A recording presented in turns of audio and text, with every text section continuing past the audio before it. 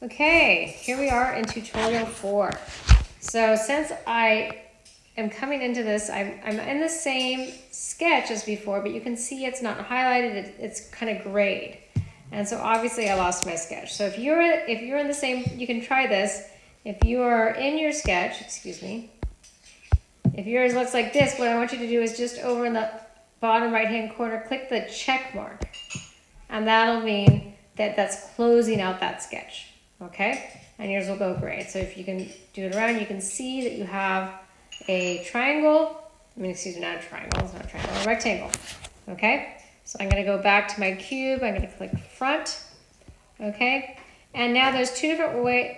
The best way to open that sketch, if you wanna go and change something from sketch or look at something from that sketch, you go to the upper left-hand corner. And I'm gonna take my finger and I'm gonna just scroll. So I can see it shows me the origin, the top plane, the front plane, the right plane, and at the bottom it says sketch 1. Okay, so there's a couple things you can do over here. You see next to like all these things, there's like an eyeball and then 3 dots.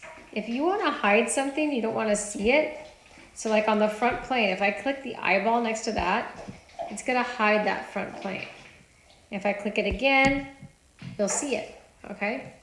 If I scroll down to the bottom or under sketch 1, I can go to the 3 dots, I can select those 3 dots, and it brings up a menu. I can rename it, rectangle, I can do different things.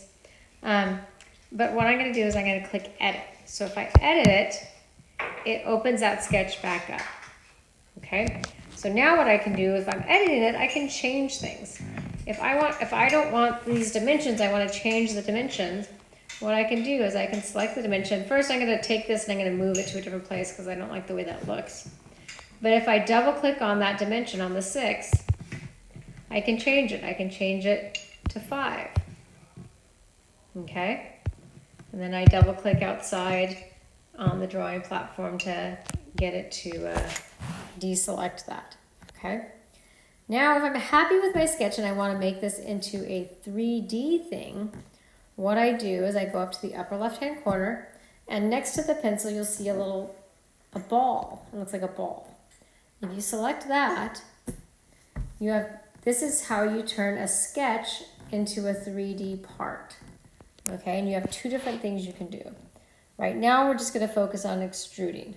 So if you have a sketch, it just extrudes that sketch. It brings it out. So I'm going to select extrude. Okay. Now it's hard to see. Now that we're making it 3D, since we're just looking at it straight on, it's hard to see it. So I can take my finger and I can rotate the plane around so I can see what it's doing. Okay, now that I've rotated, I can see that, wow, that's a box. I just made a box. You can see there's an arrow coming out of the box. I can touch on that arrow. Oopsie, didn't work.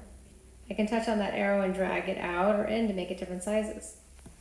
If I go to the menu on the right-hand side, you want to make sure that you have solid selected. If you have surface selected, then it doesn't make a part. It just has a surface, okay? Here under result body, it says new. And here under blind, if I can select that, and I can say, oh, I want it to be symmetric, so it goes both directions, or I can have it go up to a face or whatnot, but I'm going to stick with blind. And then for the depth, excuse me, got something stuck in my throat. I'm going to change that. I can change that to like 2 inches to make it nice and round. Hit the check mark. And if I wanted to put a draft, like an angle on it, I can select draft. And you can see down here, I can change this to like something that you can see. You can see it has a draft, right? Underneath that, I can say opposite direction. So just play around with all these different things. If I want to just make a box, I can go back and deselect draft, and it turns it back to a box. I hit the check mark, and we're done. Nice job.